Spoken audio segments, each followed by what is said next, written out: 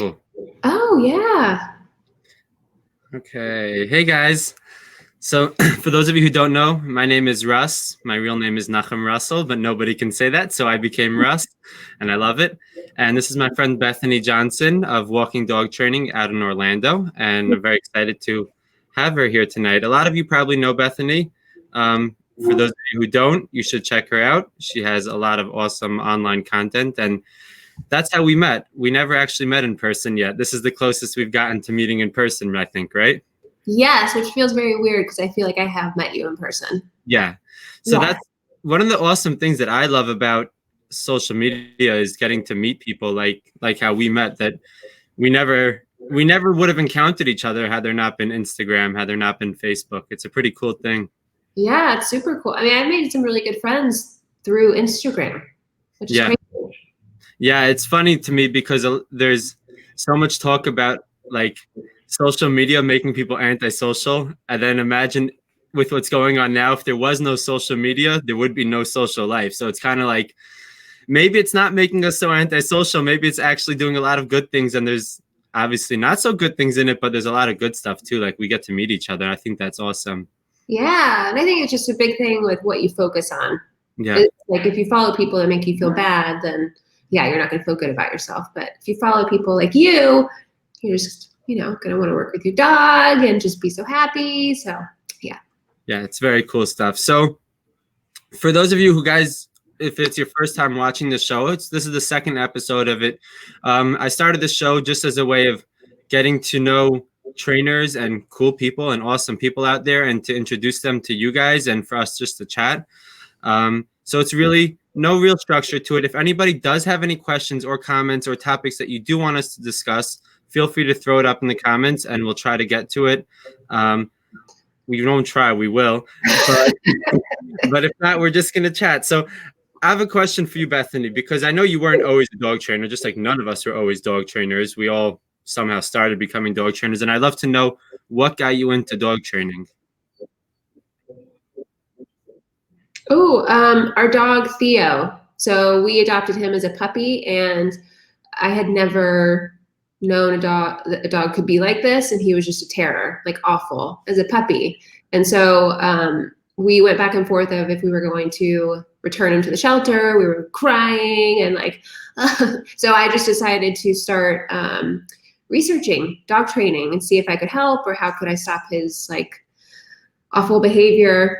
And came across Sean at the Good Dog, his Q&A Saturday, and I listened to them when I was in my earbuds when I was dog walking, and just started implementing stuff, and not with an e-collar at that age, but just like little things. And I mean, it changed our life, like really. And I think the biggest change happened, I don't know how old he was, but I was just sold. I was like, I need to start helping. I wanted to help other owners. And I was a dog walker at the time, which was really great because I had an in with a lot of owners. And a couple of my first clients, they were kind of like one-on-one clients, were dog walking clients. And then it was really the only way I wanted to keep growing. And as a dog walker, unless you're going to hire people on, you can't really go that much further. Right.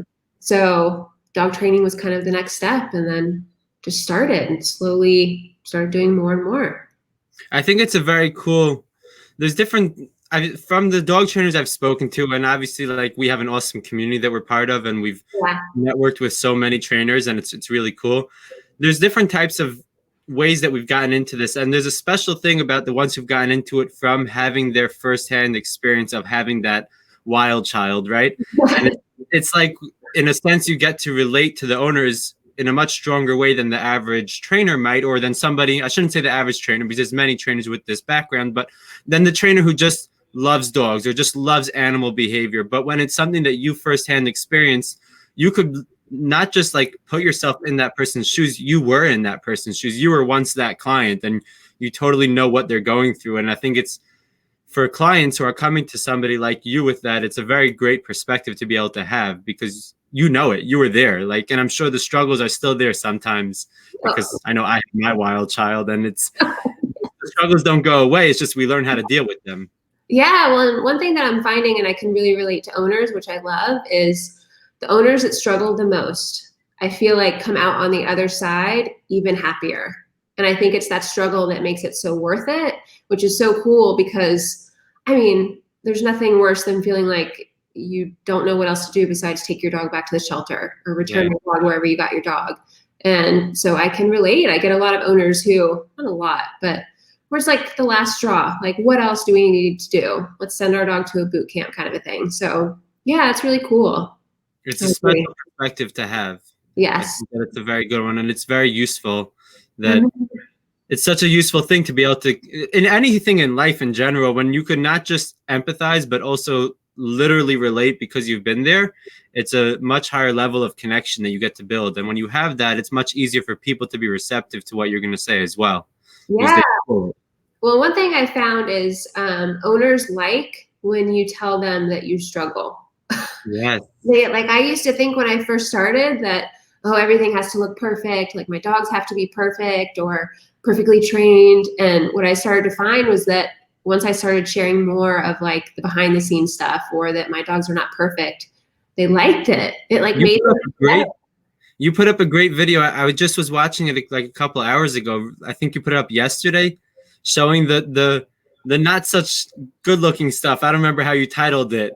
Oh, right? The messy side. Yeah, the messy side. And that's so important because an owner who's sitting at home and everything looks perfect to them, they're going to totally think that they might as well give up because they'll never get that. Yeah. But when they see like a professional trainer showing that messy side, showing that it's not really perfect most of the time, it's such a relief. It's like, okay, so my dog's also not perfect and theirs is not perfect, but they still have a way to work through that. And now I know I have hope. It gives a message of hope. Yeah, well, and I know that like when I first started training and I was sharing stuff like that, just because I didn't know, I was just like trying to document stuff. And then I got to a point like a couple months ago, well, up until this like whole thing that's happening, which to me has just been a way to, I don't know, it's kind of inspired me to just try and get as creative as possible and like try new things and put a spin on the craziness.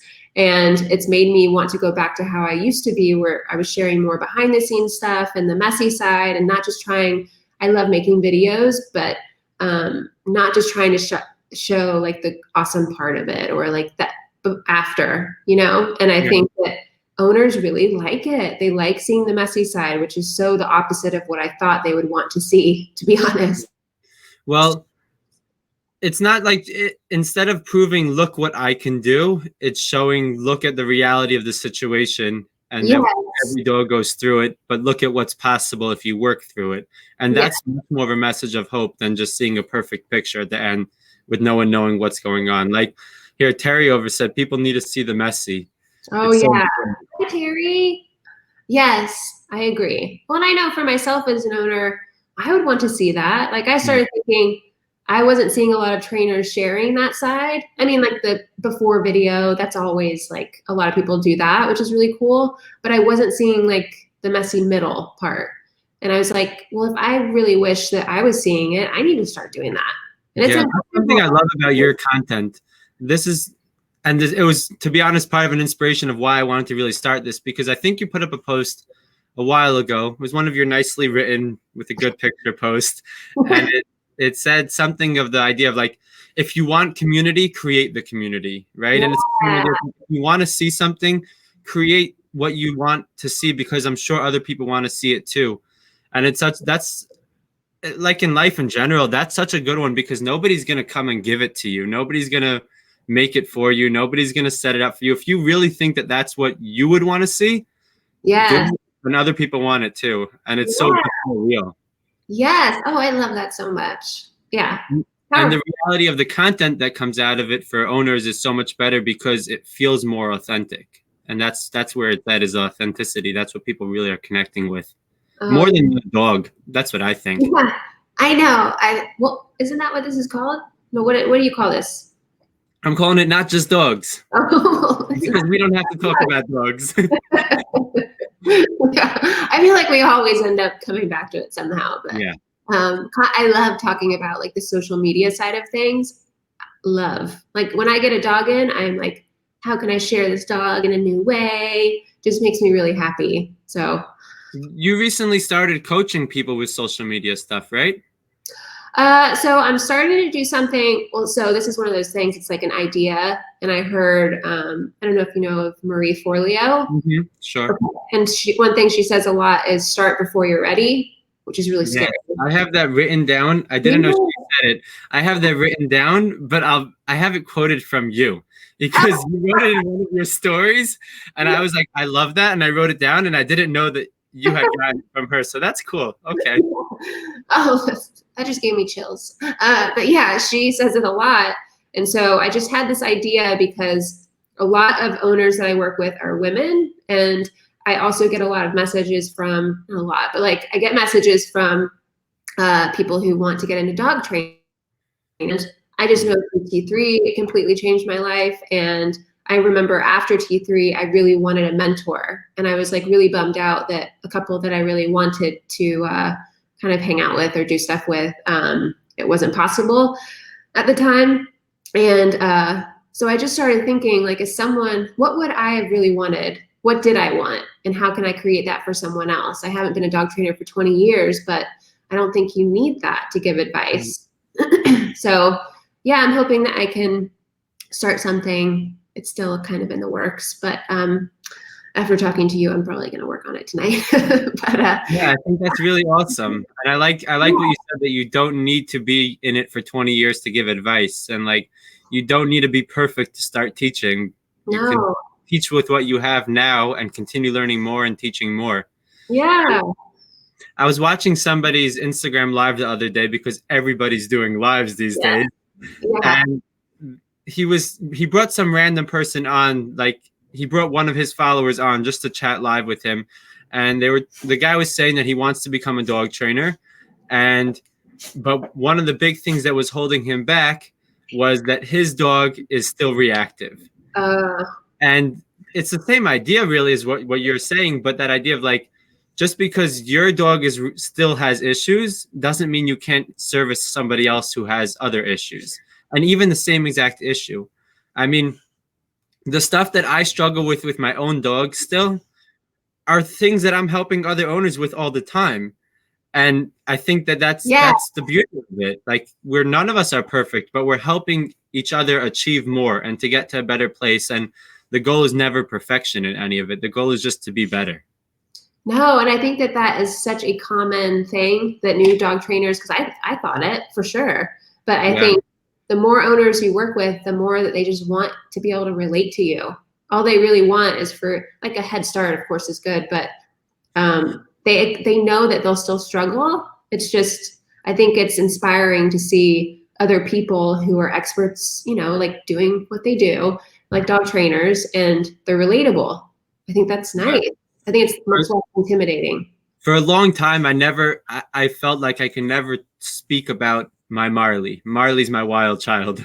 Yeah. I can't tell people that like the other day he growled at somebody on a walk. I can't say that, right? Or I can't like say that occasionally he doesn't come on a perfect recall when I call him, right? Because if I say that, then it means I can't train a dog to do recall, or I can't help a dog with reactivity. Yeah.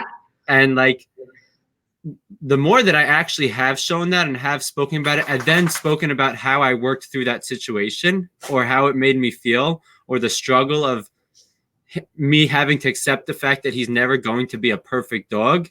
Yeah. All of that stuff, because what I think that most owners are really seeking is not necessarily somebody who could train their dog perfectly. It's somebody who's going to be real about it. Yeah. Right. And if there's something you're hiding, then you're not going to be able to help somebody else reach that, whatever their dog can really do, because there's something you're hiding about. And then they're going to hide it too, because they're going to feel it's this unauthentic. When there's something hiding, it like creates friction between that relationship. Yeah. The more open it is, the easier it is to just connect. And that's ultimately what it's about, is that relationship with the clients and helping them have that with their dog. And the more that we're open, the easier it is for them to be open. And then that's how you can really connect and work together and build. Yeah. Well, and one thing that I've found is the more that I share stuff about me and like my family or my dogs or experiences, I feel like I attract certain kinds of owners, and it's owners that are okay with that and they relate to it, or they feel more comfortable talking about certain things, or I don't know. I think it's just the best thing is just to be yourself and sharing Yeah. stories and experiences. And I think that's super cool. And the cool thing about sharing yourself, which like I've been inspired by a lot of different people out there who do it. And like I watch your things and like the way you're pretty vulnerable sometimes out there. And it's really brave. It's really cool to see. And the more that I see that and I'm inspired to do that, the more like the people who want to work with me are people who are also like that. And what it does is instead of you having to like weed through like, okay, this person I want to work with, this person I don't, the people who actually already connect with your realness are the ones who are reaching out to you, because the other people are like, okay, this guy's crazy, he shares too much, this girl is nuts, she says everything about herself, right? And then they're like, but then the other, and you don't want to work with those people because those are the people who's like, they don't connect with your style anyways, they don't connect with who you are as a person, because what you're sharing is who you are. Yeah. People who really connect with you, and that's when you really get the best work out of it, and that's when everyone's most successful. Yes. Well, that's the same thing with like content stuff, like social media and what you share. A lot of people get stuck. I mean, I know I have before for sure. Like, will people like this, or will this upset someone? Or so I always try to come from a place of like, why am I sharing it? If I'm sharing it to try and be helpful for someone or make someone else feel like they're not alone or they're not the only person that's gone through that, I think that's valuable. And if you, I mean, you always hear like, if you help one person, that's all you need to do. And that's nice to say, but it is true. Like, it just, if you make an impact on anyone, it's valuable. Yeah. I'm gonna pull up one of the questions over here because I think it's a good one on what we were discussing before. Angela said, so why do you think the older dog trainers say that a trainer's personal dog shouldn't have any problems? So I can tell you what I think. It might not be so accepted by a lot of people, but I don't really give a shit. This is on my page. But I think that there's a lot of ego, because anyone who thinks that they have to make sure that their dog is perfect, and if your dog is not perfect, you can't help other dogs. It's a lot of ego that's preventing a ton of people from getting the help they ultimately need, right? Mm-hmm. And if whoever these older trainers are, right, apparently they exist, and if they're telling a younger trainer of some sort to not train dogs because their dog is not at this older trainer's level of perfection, that's that older trainer's ego deciding who can help who, and ultimately cutting out the amount of help that's out there for owners that really need the help.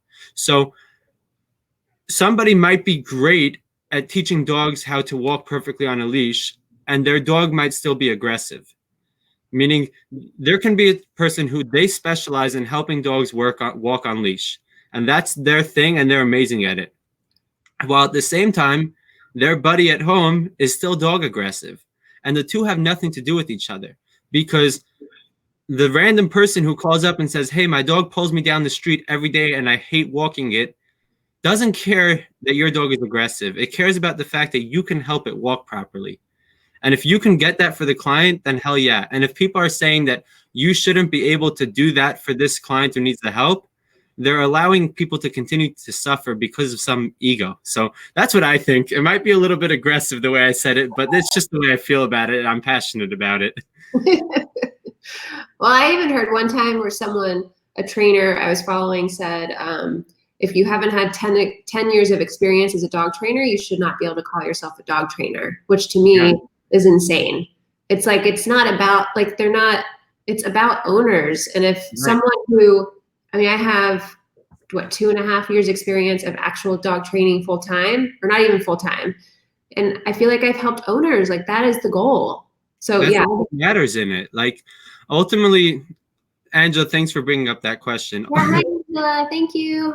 Ultimately, all that really matters in all of this is the humans at the other end. Like, yes, I love dogs. Obviously, I love dogs. Figure out I wouldn't spend my life doing things with them. I wouldn't have 3 of them. I wouldn't pick up their poop all day. Like, it wouldn't be a part of my life if I didn't love them. But if you're not in it to help people, then what's the idea here? Like, the dogs are not paying your paycheck, and the humans are the ones who are suffering. Yeah. And we're in it to help humans not suffer anymore, and in turn help dogs not suffer too, right? Yeah. So it's a win-win situation. And if in any sense you can do that, then absolutely you're a dog trainer, because you help that person with their dog and help them have a better life together. It's not about someone else's standards. Yeah, I agree. This is why I don't really follow a lot of dog trainers unless they're my friends. I like what you said in your stories the other day. You said somebody asked you something about becoming a dog trainer, and you gave a whole list of people that had nothing to do with dogs. And I was like, hell yeah, that's what it's about, because training the dogs is like the simple side of it. And you can be a great dog trainer and suck at you could be great at training dogs and be a shitty dog trainer. Yeah. There's the whole human aspect to it, and that whole connection side of it, that if you're not good with people, then it doesn't matter. You can train dogs as long as you're not working with the owners at all. So essentially you could get a job training dogs somewhere, but don't work with owners. Don't be a dog trainer. That publicizes that. Well, I think a big part that a lot of dog trainers struggle with, at least like starting, is their confidence. I mean, I know for myself, that was like my biggest thing when I first started, because you're working with owners, you're nervous about like the go home session. I know I was, and like, is it going to go okay? Are they going to like me? Are they going to be happy when they go home? Like, it's all these things that happen with experience. But if you just work a lot on yourself and just feeling the best that you can, it has nothing to do with dogs, but that will really help. It's helped me. So. Hey, Sabrina. Hey, Megan. Hi, Sabrina. Hey, Amanda. All these awesome people are on here. This is so much fun. Can you see? Are you able to see who's on here from your side? No, I was just like repeating everyone that you just said. Okay. So I heard this really cool thing though about like dogs. So what you're saying is learning the confidence stuff and all of that from that list of people that you gave. Yeah. But I heard I have to learn how to pronounce this person's name, because I've been quoting this quote a lot, and I'm for sure butchering their name, which I hate doing. But it's a Japanese name, so it's really hard to say. I'm not even going to try, but I'll figure it out. But essentially the quote is something about, if you know the way broadly, then you find it in everything, right? So if you understand the idea of what dog training is, how it works, and all of that, then you're going to find it in a lot of things in life that other trainers might not necessarily be finding it in that angle. And you'll find a different way of teaching it that will have never been taught that way before, right? So like, I like to read a lot of books and listen to a lot of podcasts and stuff, and none of them have anything to do with dog training, but a ton of them inspire my posts about dog training, because I kind of have this strange dog training filter in my head that everything that goes in gets filtered through it, and then I get to relate it in some way to explaining the same concept that was explained already, but in a different way. Yeah. And you might find that way that fit perfectly for that one owner that didn't understand it until now, and then it clicks because they needed it in this new way. And I think it's so important to learn from non-dog trainers, but find the common thing that's in all of that, that's in so much of life that connects to dog training. So much of what we talk about is, in general, a part of the rules of life. Yeah. Oh, I totally agree.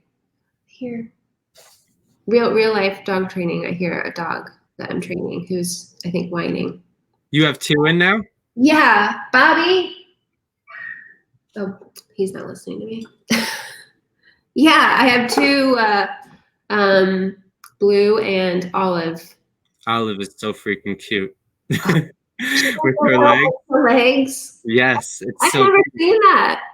I've never seen a dog sit like that. Right. The laying down everyone's seen, but that sitting, that's special to her. I know. At first I was like, is everything okay? What's going on? But yeah, she's totally fine. What's your favorite part about what you do? Social media. In what sense? I just feel like it's really helped me connect with a lot of people and owners too, in a different way. Like I love when I actually get to hang out with owners, and I've made some really good friends that have been owners I've worked with.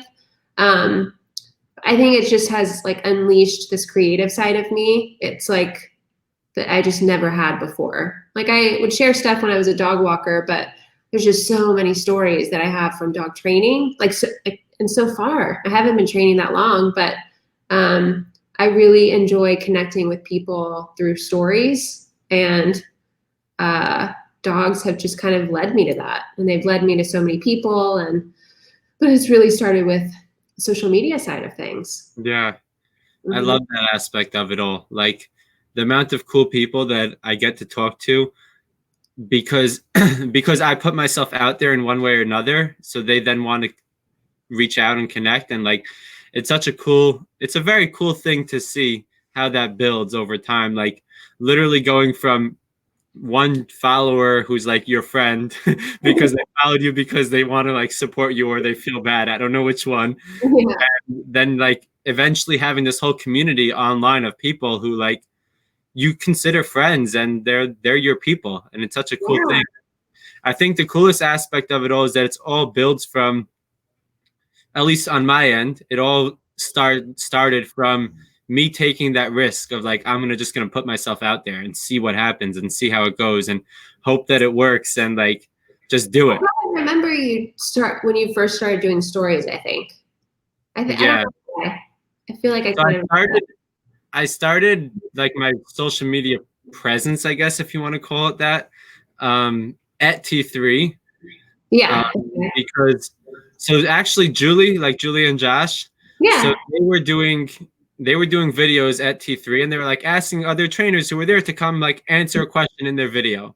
Yeah. So I did one with them. I hate looking at it, but I did one with them and I was like, okay, send it to me. I'm going to post it on my Instagram. And then I decided, okay, that's going to be daily training tip number 1.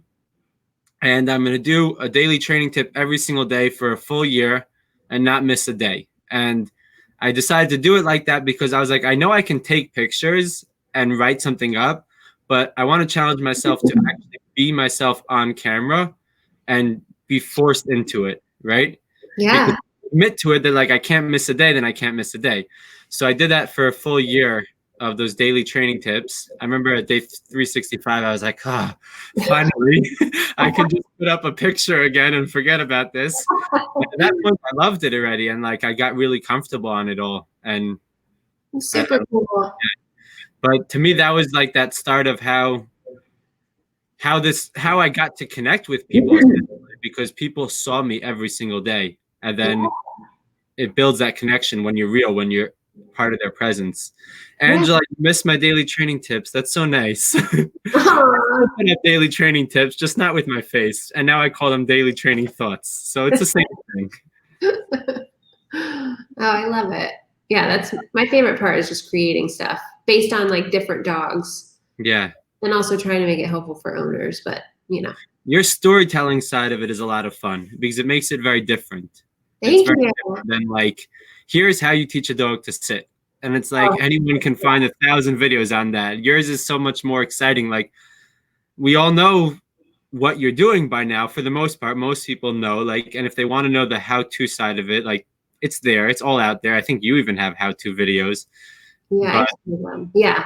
But your side of it makes it so much more real. It feels more real to watch it than just like a robotic how-to video. So it's cool. I love that. Yeah, there's something in me that like wants to rebel against the dog training community. I don't know, like when I first started, that's all I was seeing was like the same videos over and over. And sometimes when I tell a story or like if I cuss in a story or something, which I really don't cuss in person, it just happens when I write sometimes, which is very bizarre. But first when I started doing that, I was like, all right, I'm probably going to really upset my parents. But other than that, like I start writing and I just started, it was like the writing prompt to get me thinking of stuff was I remember when, and that was just what started like my writing. That's a very cool idea. Yeah. Oh, it's just try it. Like if you're having trouble, it really brings up a lot of memories. But yeah, I love it. It's a really cool aspect of it. So what do you think you would be doing if you weren't training dogs? Or is this like the only thing you could ever imagine yourself doing? Oh no. Maybe a photographer? Well, I feel like I do that sometimes anyway. You are a photographer. You know, I would love, thank you. It's very nice. I would love to be like a bread baker or like have a little bakery and like have people come in and like daily people that like, hey, Sonny, like coming to get his coffee or something. Like sometimes I miss that. I used to work at gyms a lot. I miss that, like, you know, daily personal communication. Yes. Yeah. I really miss that with dog training, but I think, yeah, dream world, I would have my own little bakery and like make bread and stuff. I love it. Do you still make those homemade dog treats? No, so that's one thing. I remember asking someone, this lady, Amy Jo Martin, and she did a live, and I asked her about that idea, and I was like, oh, I don't think I'll be able to make like money doing it. And she was like, you should just date ideas, like try it. And I was like, I love that idea. Just date it. And if you don't like it, you don't have to do it anymore. Right. No, my back was hurting after I made like 2 batches, which took me like 2 hours to make like 50 treats.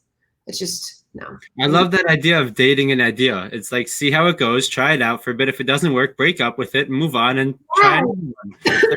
Right? It's such a good idea. I just loved how she said it. I was like, all right, I'll try. And I didn't like it. It makes so much sense. Yes. Terry wants to know, Bethany, tell us about your love of photography and how that helped with what you do and the creative. Ooh, Terry, I love that question. So I got into photography when I first was a dog walker, and we went and I got a smaller camera, and I found myself like, I couldn't wait to go walk dogs to just take pictures. And so it became like some kind of an obsession. And then I would send the pictures to owners and they loved it. And so it just kind of became my thing where I would take pictures, and it just really fueled, like, it just helped me find a whole creative side that I didn't know I had. And then I started, I'll never forget when Bobby told me when I was getting into dog training or thinking about it, and he was like, photography might not be something that you do full time, but it will be a great addition to the training. Yeah. And it's just, I could talk, Terry, I could talk about photography for hours. I love it so much. Let's do it. Let's do it. So give us some photography tips, because I have my camera and I suck at it. Oh. And I got the camera that you recommended I should get, the Sony A600. Yeah, that was my first one. A6000. A6000. Yeah, you see, that's how much I know about it. And and I suck at it. I take the worst pictures on it ever. Like on my phone, I take better pictures. You're not using the camera? Uh-oh, can you? I haven't been using it like enough, because it's like I feel like I take such shitty pictures on it that I can never use those pictures. So I have to just, I've been using it since this whole quarantine thing. Okay. Where I don't have any dogs here now, and I'm like trying to do more creative things. I've been starting to just take random pictures of things, but yeah, Russ, all the pictures I was taking of it. What? That hurts me that you have that camera and you're not using it. That's why I'm saying, give us some tips. Okay, here's my top tip. So there are 3 things, and if you need to look up like what these things are, like I didn't know what they were. ISO, which is the thing that makes the picture brighter. Aperture, you can call it the f-stop, but it's what makes your, like if people know about the bokeh, people know about that, where the background is blurry. So your f-stop, if it is a lower number, like 2.8, then the rest, it's a smaller circle. And then 4.0 gets bigger. So that's when you get like the big goofy faces of dogs. It's a wide angle lens, usually that big of an aperture. And so aperture, ISO, shutter speed. So shutter speed is, if you're trying to get a picture of a dog who's running really fast, you need to have a higher shutter speed. So like 1/2000. But if you have a dog, mine is usually set to 1/250, because the dog isn't really moving that much. So if you think of those 3 things, they all affect each other. So think of them as like a triangle. So what I would start doing is focusing on the ISO alone, and just start taking pictures of something and changing the ISO to see how the light changes. Because photography, it's all about the light. So if you're inside and taking a picture of something, it's probably going to look really shitty because it's probably dark in there or something, or in your basement or something like that. So I would go outside and play with the ISO, and then start playing with the shutter speed. That also affects your light. And then the f-stop also affects your light. So, oh my gosh, I love this so much.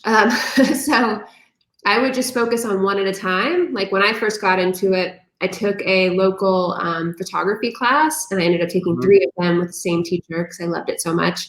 And he have assignments where we would just focus on one aspect at a time. It's kind of like we tell owners, like, just focus on these small things. Don't like try and do the whole thing at once.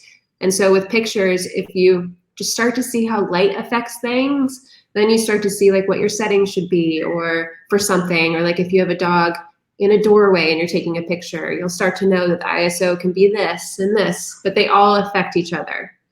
So pay attention to that. Got it. Awesome. Yeah.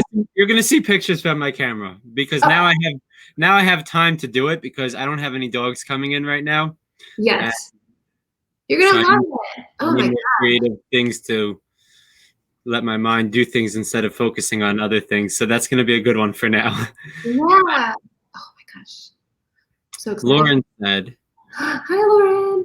Okay, so about the older trainers thinking our dogs should be perfect or we can't train. Hello, who thinks animals are capable of being in the first place? Yep, that's a good point, right? I mean, none of us are perfect. I don't think we could expect perfection from our dogs if we're not able to reach that level of perfection. It's like, it's not fair to expect that from an animal. Yeah, I don't want my dogs to be perfect, to be honest. Like, I like that my dogs are imperfect. I love their imperfections. Like, that's their quirkiness. That's what attracted me to them in the first place, is their personality, and personalities are not supposed to be perfect. Yeah. Well, I know for myself, like with just talking about like training, I did think for a while I had to turn out a perfect dog. Yeah. I remember, like, because like whiny dogs, that's not my it's not at the top of my list for the dogs I want to work with. So if I have a dog who's really whiny, it's like every time they whine, it's a little reminder. If I'm being really perfectionistic and I'm like, ooh, like I need to fix that, and where Bobby will like remind me, just because like that's not, you don't have to fix everything about the dog. So I still sometimes get into that. It's hard. I just never knew I was a perfectionistic person until dog training. It's because it's something that you love to do. Yeah. So you want it to be done 100% right, which is it's probably something that most dog trainers, especially ones who are just newly into this, which we both are essentially, and we don't have our 10-year pass yet. And and we struggle with this idea of like, we love what we do. We want to do it right. And we want to do it all the way right. But then we have to accept the fact that these are animals, and like what's right for each dog is going to be different. Each of my dogs' right is completely different. They all look different in terms of like their level of training, and not because I trained one in a different way than the other. It's because they're different than the other. Yeah. Well, I know like when Kate, a lot of you probably already know her, Kate from K9 Dog Training, and she came down to stay with me, and I was so nervous because my dogs are not anywhere near perfect. And I was like, oh my gosh. And she's my really good friend, but I was like, oh no, what is she going to think of me as a trainer if she sees how bad they are at times? And they're much better. You know, we're so like hard on ourselves. They're much better than a lot of people's dogs, and they'd be totally fine. But it's hard, I think, for anyone. It's just relatable when you get into that headspace of, oh, my dog's not being perfect. Like, oh, like I need it to be perfect, but it's not possible. Yeah. The thing that I had to learn from this idea of like the perfection is, if my program is 3 weeks for most dogs. I do a 3-week board and train. If I'm at the end of 3 weeks and this dog is at a completely different space in training than the last dog I trained, it doesn't mean I did something wrong. No. And it doesn't mean that I can't train the next dog to be at a different place than it. All it means is I trained this dog to the level it's going to get during 3 weeks, and now I need to make sure the owners know how to continue moving forward with it.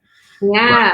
But the thing that like holds so many, again, I think newer trainers back is that struggle of, I got this dog this far, and then I only got this dog this far, and it's like as if there's some sort of measurement scale that they all have to reach up to, and it's like, no, you got that dog to its highest level, just like you got that dog to its highest level. Essentially, it's the same, but they each have their own scale. It's not one scale that everyone has to fit into, and it's that fitting in thing that when we do it to the dogs.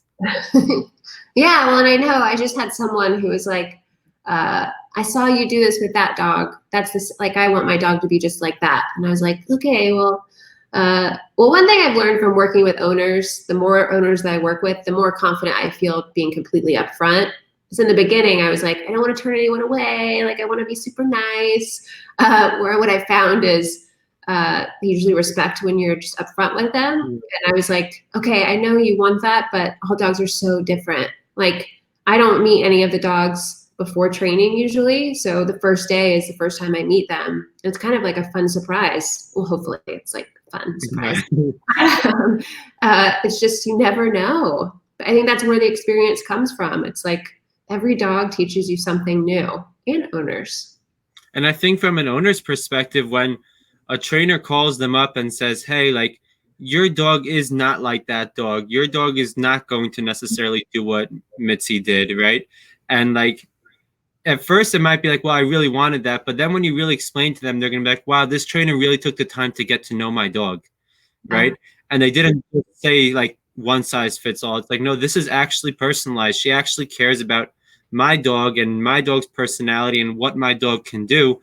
Yeah. And it shows a higher level of caring in a sense, because you're not trying to force the dog into that top level box. It's just, this is what your dog can do. And I think it's really nice for owners to see that. I would like to see that if I was going for training. Yeah, well, and a huge thing that I've learned is it's all about communication. Like, I remember when I first started and I heard from some other trainers, from another trainer, like the chain of trainers, that if you don't hear from an owner after the training, then like, that's good. That's a good sign. Like, everything should be good. No, like, I've found that it is almost the opposite. Yeah. So it's cool it's so cool with this job because you can morph and change and try to do things in a way that better suits the owners that you work with. And so, oh man, like, I overly communicate sometimes now. Like, I'll call people halfway through. That's been a game changer because it's so different than just a text where like, it's just so different talking like in real time. And I usually get more information from the owner that I didn't know about.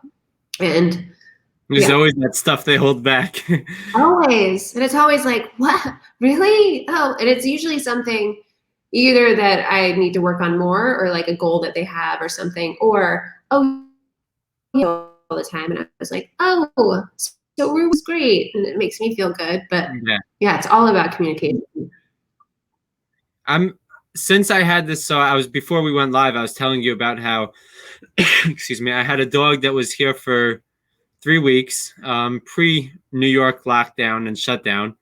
And I decided to keep the dog till the end of the training instead of sending him home early, because if I would have sent him home early, he was at that middle point where it was like, to me, it didn't make sense, like to send him home in that messy middle. Right. Yeah. And I knew that I could work him through it. And he was a great dog. His personality overall was really awesome, like from day one. And I decided to keep the dog all the way through, but I had to obviously tweak a lot of how my go home program works, because I do go home sessions in the owners' homes. I couldn't do that with everything going on, and they have 2 young kids. So we did everything virtually. And one of the cool things that I did it maybe once with one owner before, was having that FaceTime before the dog goes home, where it's just no dog involved, just me and the family sitting. The whole family was there. It was really cute. The 2 little kids were there. Everybody was involved. And we just chatted for an hour about the dog, about where it's up to, about what life will look like after training. And I think that helped set up a lot of expectation for them of what to expect when this dog is back home, and what life should look like, and the mistakes that are going to happen, and the way the dog is going to act differently with them than with me, and all of that stuff that we usually end up having to, at least me, having to like reassure them, like, no, you're doing everything right, and your dog is just a dog. Right? And like, you just got to work through it. I got to work through that with them in a conversation prior to the dog going home. I think that's something that I learned from this whole experience that I'm going to add into my program, of having a FaceTime chat with them a couple of days before the dog goes home, as that like go home session. I love that. Yeah, it was very cool. Do you do FaceTimes with owners? No, I don't. I don't do FaceTimes, but the phone call has been really nice. Yeah. And I never did that before. So, no. Cool. All right. One more question for you. What's one thing you wish every dog owner knew? that their dog will never be perfect. I love it. Right on cue. Like, perfect. I love it. Yeah, that's like, came to mind, but yeah, that's so important. It's such a real one. yeah. Struggle. I struggled with it for a long time with Marley because, like, when I got Marley, he was my first dog ever. Didn't grow up with dogs, and he was like, I made every possible mistake that dog owners could make. Right, I was that dog owner that needed somebody like me to tell them what I was doing wrong, and like after a couple months of having him, it started to like become really bad. And at that point, I was like, then when I started to actually learn about training and start to help him and do all my research and like actually start to get on that better path, then I had these goals of like having him become that perfect dog, right? But I was going from having a highly reactive dog that was like kind of dangerous to wanting a dog that can go into restaurants and can do things that like he just can't do because it's just who he is. And it's not that I'm like not trying hard enough, but it's that I know him and I know that that would be unfair to him.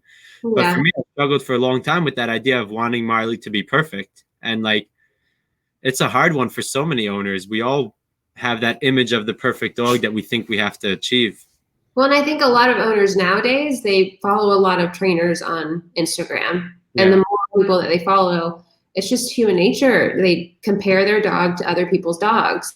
And so the more that they see like trainers having perfect dogs and turning out perfect dogs, then they think something's wrong with their dog or them working with their dog because they're not seeing the whole process. And that's the kind of feedback that I get, which is why I like to share. I hope I share as much as possible. It also makes me feel really uncomfortable to think anyone thinks that I have a perfect life or anything about anything going on is perfect because it's not.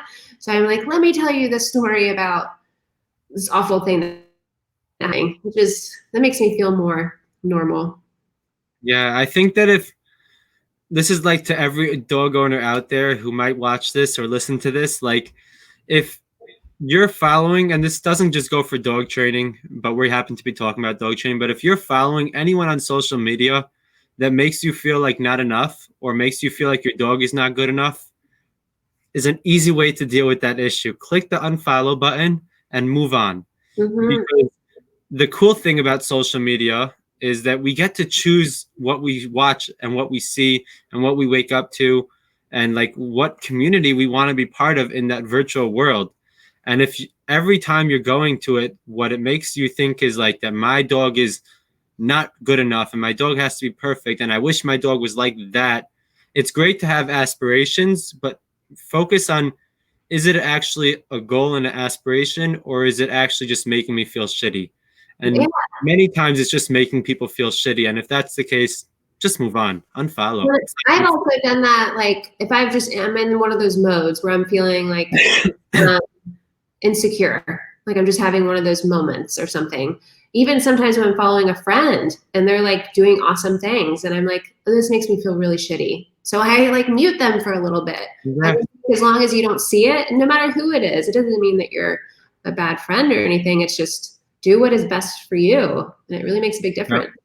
Yeah, it doesn't. I like that you said it doesn't make that person who did post it bad. It could have nothing to do with them, and it could be everything about you, but that's all that matters really, is that it's about you. And at the end of the day, like when you shut off that social media, make sure that it's not leaving you feeling way shittier than before, because then it is a bad thing. Yeah. Here, we had a couple of questions over here.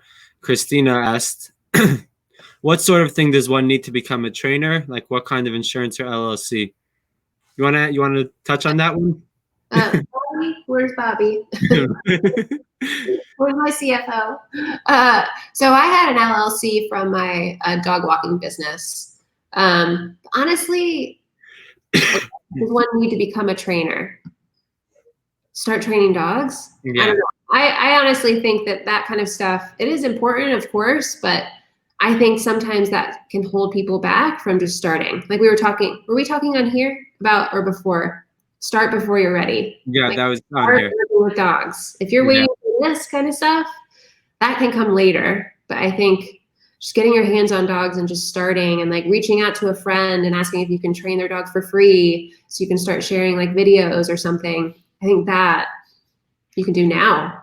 Right. So I am literally in the middle of getting my LLC set up. Like I don't even have it done because I'm a dog trainer.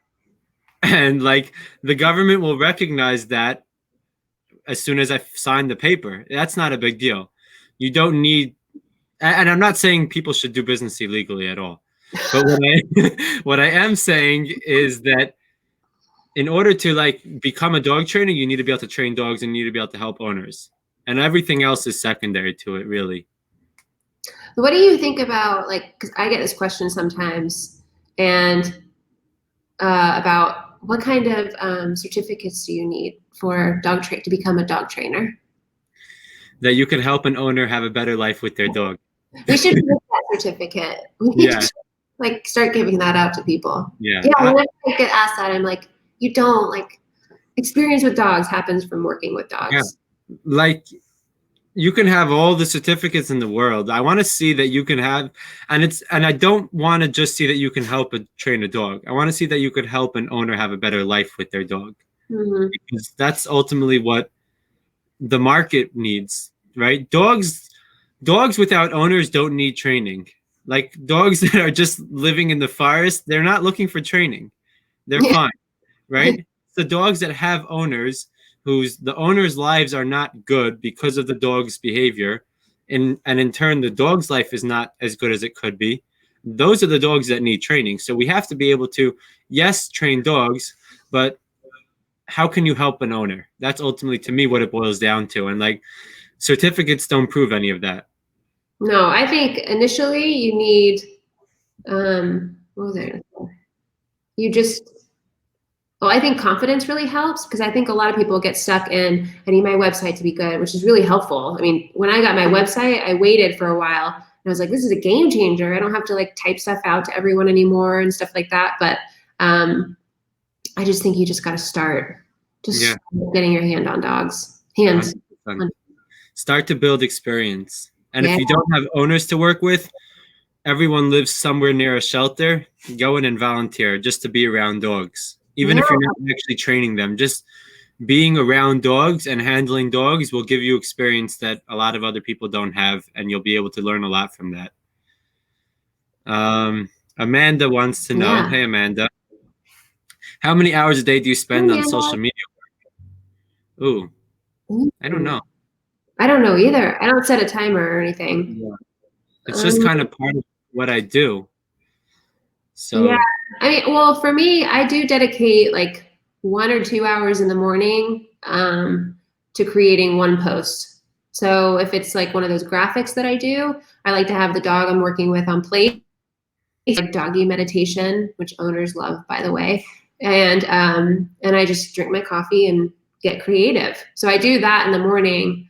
But throughout the day, stories, I mean, probably way too much time. But, but yeah, stories are fun. It's just part of my job, I think. I mean, what about you? So I have like a couple different types of posts. So I have my morning post that goes up every single morning. I try to have that one up as close to as when I wake up as possible. Sometimes it's a little later on in the day, but that one, in my notes on my phone, I have a list of random thoughts that relate to dog training. And every morning I go through it and I find one that I'm feeling that day and I make it into a coherent sentence. And I find one of the thousands of dog pictures that are on my phone that I haven't used yet. And I create a post, usually on Canva. And that's my dog training thought for the day. So that one's fairly simple because I don't really sit and think about it. It's more, sometimes I do. Sometimes it's like, crap, what am I supposed to say today? Like I've said it, I don't know what else to talk about for dog training. And my training thoughts, I want them to be like one-liner, quick, easy ideas where you just read it and it clicks and it makes sense, or thought-provoking. But most of those, throughout the day, because I think about dogs a lot, throughout the day, something will pop into my head. I write it down on my phone and then I'll take from there to use that for my dog training thoughts. A lot of times I get those after having conversations with owners or other trainers or people about dogs, and then my brain is all working and I'll quickly write it down. And then like video posts, those kind of happen. Like most of them are not necessarily pre-thought out. It's more like if I'm training a dog, I'm going to document what I'm doing and try to make it into some sort of presentable post, and then write about it. And now with no dogs around, now it's when it requires more creativity, really, because I'm not working any dogs, but I'm going to still continue putting out content for everybody. So now is when I really, what? I love social media. Like I could talk about this. I could talk about this and photography forever. I love it so much. I feel like your posts, you at least the story ones, not stories from your life, but like where you're telling a story in a video, like where you're cute ones, you're singing Disney songs, and like those they probably have some thought put into it, and then the editing takes some time. No, I do. Well, I have like an idea, and then I just like do it. No, and I tend to make like a lot of weird noises anyway, or like little like facial features that I don't even know I'm making, and so then when I go back through, sometimes it adds like a funny little thing to it. Editing takes me a bit longer. For those, not so long. Maybe like 45 minutes to edit it. So videos for me, it's much easier to do ones from my phone. That's just like one. But if it's something where I'm trying to like be very particular about the editing, I do it through iMovie. So I get that question a lot. I do it on my laptop now, which is much easier than my phone. And then I send it to my phone, put a song on. Sometimes I'll put an over thing, like a voiceover. Videos take me a long time now, for sure. Yeah, videos are more work. Yeah. And then like written posts for me, sometimes I'll have like an idea of something I want to write about, a topic that I want to write about, but I try not to just write it then because it feels forced. And I hate writing when I feel like I'm forced to write an idea. So I've always enjoyed writing even before I ever put out content. Like I would just have a notebook and just write as if like maybe somebody's going to see it, but I never showed it to anyone. And so I always enjoyed writing, but I never felt comfortable to write an idea when it was forced. So I would kind of like think about an idea until it blossoms into like something that I can actually put into coherent form. Or sometimes I'll just write a bunch of random shit down that all has a similar theme to it in my phone, and then I'll come back to it like a day or two later and then like make it into a post. But like I feel like if I'm being creative and I'm forcing it, it doesn't work. And for me, writing is a creative thing, even if I'm teaching, even if I'm giving over like, even if it's not like something personal, if it's something about dogs and I just want to teach it in a new way, if it's forced, it's never the ones that I like to read afterwards. And I like to read my own stuff and appreciate it. See, I'm the opposite of you. I do it like I don't pre-write anything. Like I just do it in the moment. That's usually why I need like a couple of hours in the morning, but it's kind of like a rush for me. It's like a fun creative thing. Just, yeah. So I think I kind of like the pressure of it in a way. So it's just interesting. Everyone's so different with their creative style. I write a lot of my posts, but I live right near the bay. So I write a lot of my posts like by the water. And like that's always like my creative spot because I just feel like it's beautiful and it feels good to write there. But I never have like in terms of like how long I'm on social media, which was the question really. Like I mean, I think if you're like just starting and you know you want to like create stuff, but maybe you're not as driven to like that's my favorite part of my job, really. So, but if you're trying to just add it into your life, I would like time block. Yeah. Whenever you're the most creative, I'm the most creative in the morning, so that's when I do it for like 2 hours and just at least do that and just write out ideas or random stuff or write a story or something. And yeah, time blocking really helps. And for people on that note of like who are just starting out and who are like struggling with what to put out, I have two tips that I found helpful and that like from my own experience helped me become more comfortable on it and to start to think in more of like how can I teach people way so that it kind of flows and now every day I just have content coming out. Is two things. Number one is Mama Bear, go back to your place. Sorry. number one is having a right. So Amanda said the struggle is to be consistent, and that was exactly what I was going to touch upon. So Yeah. think of a theme that you can do it, whether it's for, I did it for a whole year, but you don't have to. You can do it for a month of, let's say, like daily training tips. Call it whatever you want, but where every day you're just giving a little tip, and it could be you on camera, or it can be a one paragraph thing written up with a cute picture of a dog. And it doesn't have to be anything crazy that nobody else said before. It just has to be you saying it. You can say the exact same thing that I said on my page yesterday. I promise you I won't get upset. And you could just say it in your own words. And as long as it's something you actually believe in, and say it in your own words, and do that on a daily basis, and just call it a tip. And then you're going to start to, you'll have a consistent thing, and you're going to have to keep to it because you made that commitment. Hopefully that's the way you're thinking of it. If you really want to do it, you'll have to be consistent with it because okay, it's 4 o'clock, and I said every day by 4 o'clock I was going to have my daily training tip out, and I don't have it out. Let me sit down. It's 3 o'clock right now. Let me sit down and make sure it's out. And your mind will start to get on that schedule of making sure that this happens, and it'll be easier to be consistent with it. Once you get that flow going, your mind is going to start to, this is how I worked. It's going to start to think in that sense more, and an idea will pop into your head, and it'll be like, I should make a post about that. Right? You'll be working with a dog, and you'll be like, that was really awesome the way he just, after one correction from getting off a place, right away he knew he should stay on place, and it was amazing how quickly that correction clicked. Let me make a training tip about how some dogs are just missing that one piece, which is a little accountability. Boom, you have a tip for the next day. And the more you start to do it consistently, the more your mind will work in that way of, I got this, I have ideas. So creating a theme that every day you have to do that thing. That's why I do it myself every day. That's why I have the dog training thoughts. And that's why I did the daily training tips. For those of you who followed me since all the way in the beginning, my daily training tips. That's why I did those, so that I was forced to be consistent with it. And then my mind started to just flow with it. And the other thing of not consistency is, if you are working with dogs and you're not putting out content and you can't think about what to do, it's a very simple thing that anyone can do. Get yourself a tripod, video it, and post 2-minute clips of your daily training session, and literally just explain in the thing what you're doing.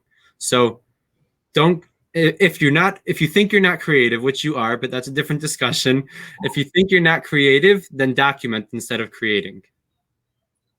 What do you think?